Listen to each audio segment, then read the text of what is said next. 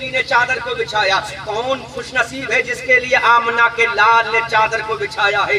رحمت للعالمین نبی نے چادر کو بچھا دیا. اب چادر مصطفیٰ کی بچھی ہے. اللہ کے نبی چادر سے دور کھڑے ہیں, صحابہ بھی چاروں طرف کھڑے ہیں. اب میرے نبی آگے بڑھے. جو بوڑھی ضعیفہ دور سے آ رہی ہے, بوڑھی عورت آ رہی ہے, اللہ کے نبی قریب گئے اور میرے سرکار نے اس بوڑھی عورت کے ہاتھوں کو پکڑا اور بڑے پیار سے میرے نبی تشریف لاتے ہیں. بوڑھی عورت کو بڑے پیار سے پکڑ کے میرے نبی تشریف لائے اور اپنے گندے پیر ہیں بوڑھی عورت کے مٹی لگی ہوئی ہے, ان پیروں پر بوڑھی عورت کے مٹی لگی ہوئی ہے, چہرے پر دھول ہے, لباس پھٹا ہوا ہے, دھول سے اٹا ہوا ہے.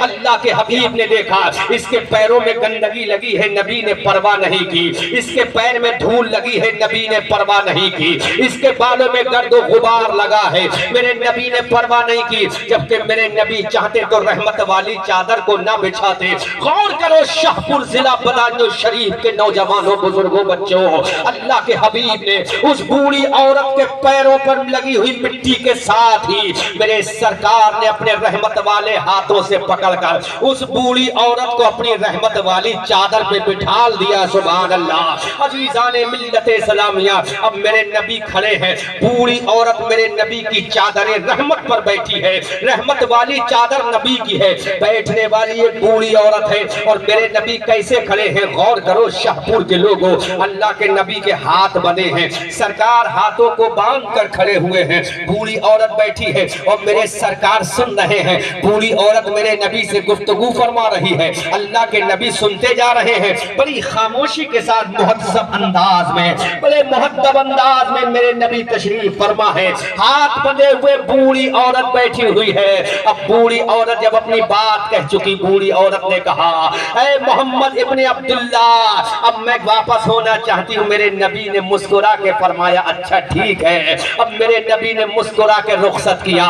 جب وہ بوڑھی عورت چلی گئی تو صحابہ نے کہا, یا رسول اللہ, we want to ask you only one question, my پیغمبر. Prophet Muhammad Rasul Allah, would you like to give me permission, my پیغمبر. Prophet Rasul Allah, in this field or not. طرف کے بولو, زور سے بولو, اونچی آواز سے بولو. جب وہ بوڑھی عورت قاری راشد صاحب چلی گئی تو صحابہ نے کہا, سرکار آج ایک وفادار بیٹا اپنی ماں کا عرس چہلم منا رہا ہے, تم بھی یاد کرو اپنے ماں باپ کے لیے کرنا کیا ہے. حضرت رسول پاک کے صحابہ نے کہا, یا رسول اللہ, ایک سوال کی اجازت ہے. میرے پیغمبر نے مسکرا کے فرمایا, ادھر میرا نبی مسکرایا, ادھر اعلیٰ حضرت کا قلم بول اٹھا, یا رسول اللہ, پتلی پتلی گلے قدسوں کی پتیاں, ان لبوں کی نزاکت پہ لاکھوں سلام, مصطفیٰ جانے رحمت پہ لاکھوں سلام, شمع بزم ہدایت پہ لاکھوں سلام. اللہ کے حبیب کے صحابہ نے کہا, اللہ کے حبیب اتنا بتا دو, یہ کون خوش نصیب عورت ہے, یہ کون اچھی نصیب والی عورت ہے جس کے قدموں کے نیچے رحمت والی چادر بچھی ہے. سبحان اللہ. یا رسول اللہ, یہ کون عورت ہے جس کے لیے رحمت للعالمین نبی ہاتھ کو باندھ کر کھڑا ہے.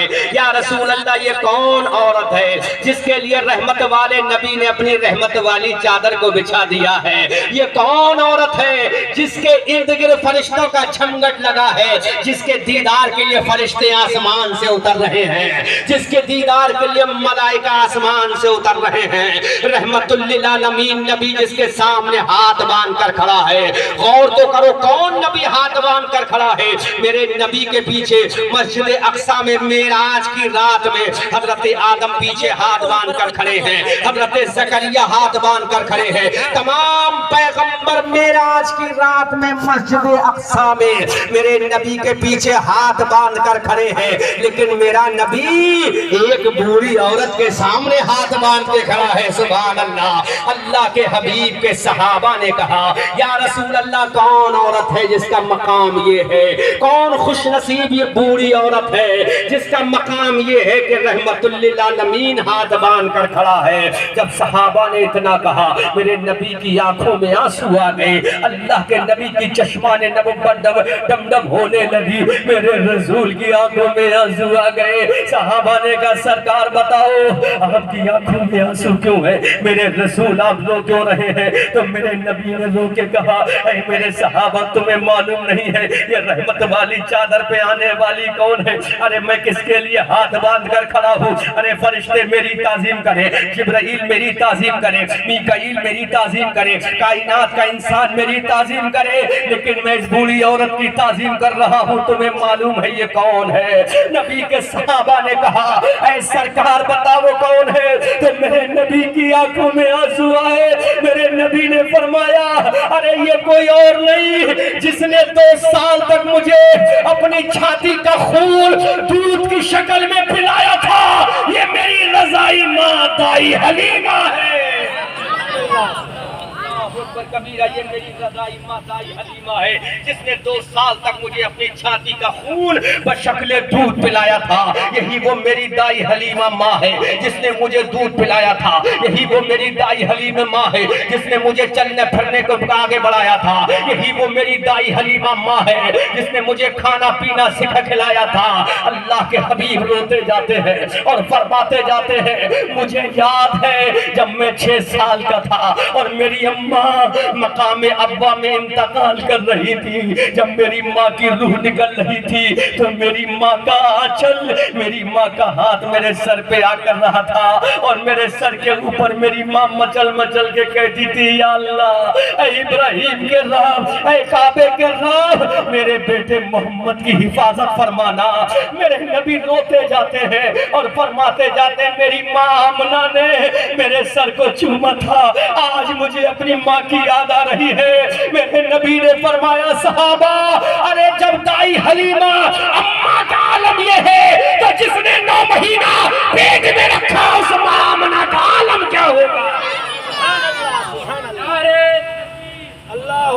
نعرہ رسالت مسلک اعلی حضرت علامہ مولانا احمد رضا منظری صاحب قبلہ، نعرہ تکبیر، نعرہ رسالت۔ غور کرو شاہپور کے لوگوں، جب ایک دودھ پلانے والی ماں کا عالم یہ ہے تو جس ماں نے 9 مہینہ تمہیں پیٹ میں رکھا اس کا عالم کیا ہوگا؟ جس ماں نے تمہیں اپنی چھاتی کا خون پلایا، جس ماں نے تمہیں اپنا درد کے ذریعے پیدا کیا، اس ماں کا عالم کیا ہوگا؟ سبحان اللہ۔ اللہ کے حبیب کے صحابہ بھی رونے لگے۔ میرے نبی نے فرمایا میں میری ماں دائی حلیمہ ہے، یہ وہ دائی حلیمہ ہے جس کے قبیلہ سعد میں میں نے پروان چڑھا ہوں، جس کے قبیلہ سعد میں میں نے چلنا سیکھا ہے، جس کے خاندان میں میں نے دودھ پیا ہے، وہ میری دائی حلیمہ ماں ہے۔ اب صحابہ نے کہا سرکار ہم تو اس کے نصیبے پر قربان جائیں، اس کے قدموں میں دھول لگی تھی، اس کے قدموں میں میل لگا تھا، لیکن رحمت والی چادر اس کے قدموں کے نیچے تھی۔ تو میرے نبی نے فرمایا ارے میرے صحابہ اس کی دھول کو مت دیکھو، اس کے قدموں کی برکت کو دیکھو، جو اپنی ماں کا وفادار ہوگا وہی جنت کا حقدار ہوگا۔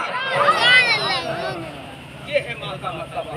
اب احمد رضا منظری بولے گا مورچہ وہ جیت کر ہی آئے گا میدان سے، مورچہ وہ جیت کر ہی آئے گا میدان سے، جنگ کی سرحد پہ جو ماں کی دعا لے جائے گا، جنگ کی سرحد پہ جو ماں کی دعا لے جائے گا۔ قاری صدام نے بہت اچھا کھانا کھلایا لیکن احمد رضا منظری کہتا ہے باسی روٹی سیک کر